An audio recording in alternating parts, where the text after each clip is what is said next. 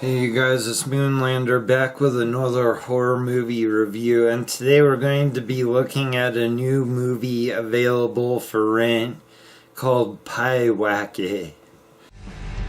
Leah, just let me in. Just open the door.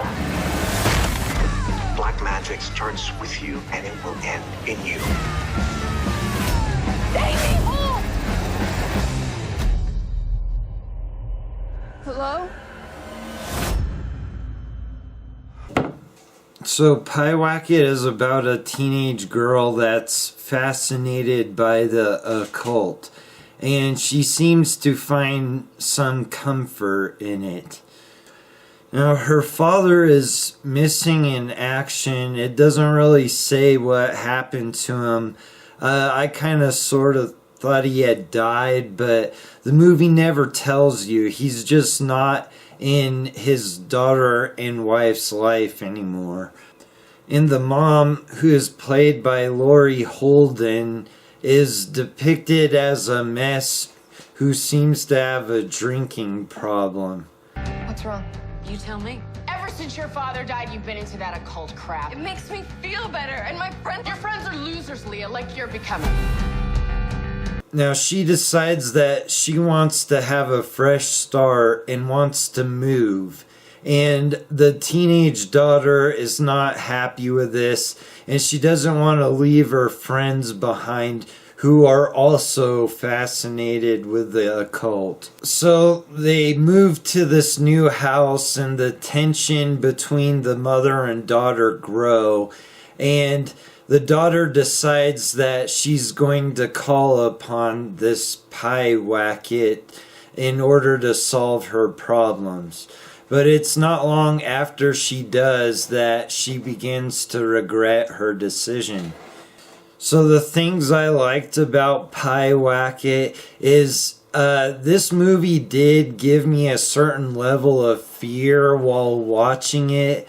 There was definitely some tense and frightening moments, and you know, that's saying something. And I will have to say that the acting between Laurie Holden and the teenage girl and her friends were all somewhat decent performances. I had no complaints about the acting or writing in this movie. So the things I didn't like about Pyewacket is while it did have some tense and frightening moments in it, they somehow still managed to be a letdown and somewhat disappointing. Now, there's a lot of potential for what they could have done at certain parts of this movie, and I just feel like they were blown opportunities.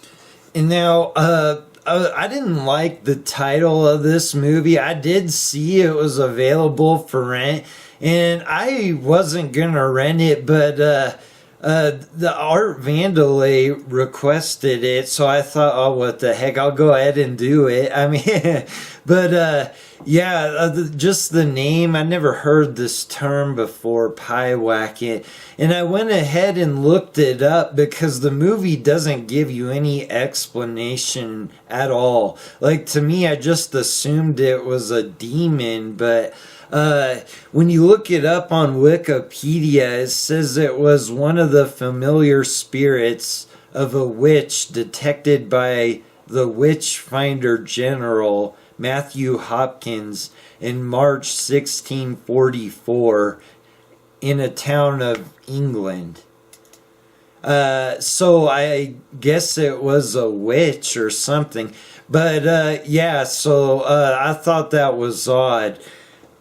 And now in the movie, you do not get a good look at this thing. You barely see anything paranormal at all in this movie. Now, its first appearance is like that of a shadow person, and it's kind of scary, but at the same time, it's kind of lame. But yeah, and then after that, you get what looks like something from a Japanese horror movie of a woman crawling around on the ground with hair in her face. And I guess it's supposed to be this witch. But while you do get to see this witch at the end, the camera is not in focus, or the witch is at a distance and you don't really get a good look at her. And now these moments in the movie that I thought were scary, and I thought they were scary because I was dreading what was going to happen, but nothing really happened. So it builds the tension up and nothing really comes of it. And now there was a so it is well done. It's just I wish they would have done more with it. And they show a part where the girl has her friends stay the night, and she wants to see the site where she performed this ritual to summon Pyewacket. So they're walking in the woods at night with a cell phone to light their way, and the friend suddenly becomes dazed and wanders off, non-responsive. But and I remember thinking like, oh my God, what's gonna happen? You can't see her anymore, and she's obviously under the influence of this Pyewacket, and it turns out she's just messing around.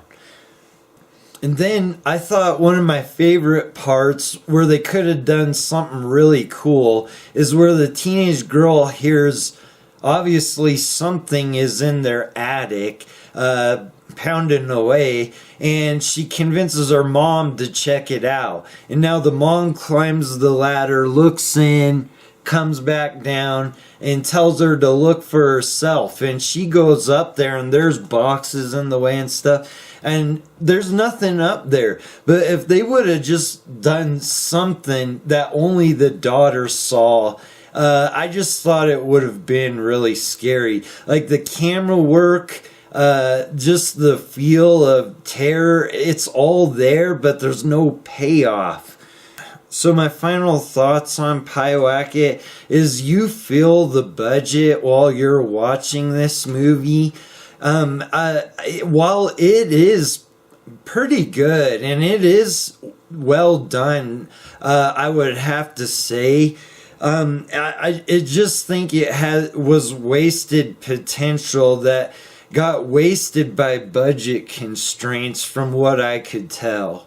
Now this movie was directed by Adam McDonald, who has had a career as an actor, it looks like, from mostly TV shows, and he's sort of new to directing and writing. I guess he did this movie called Backcountry that looks interesting, but I've never watched it.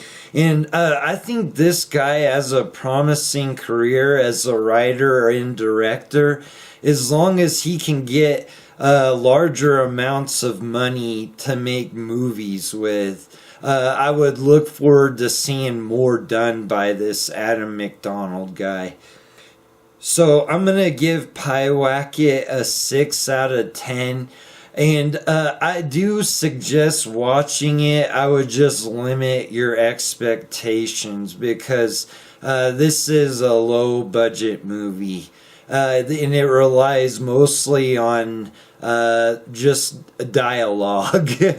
Okay, you guys, thanks for watching, and I'll see you on the next review.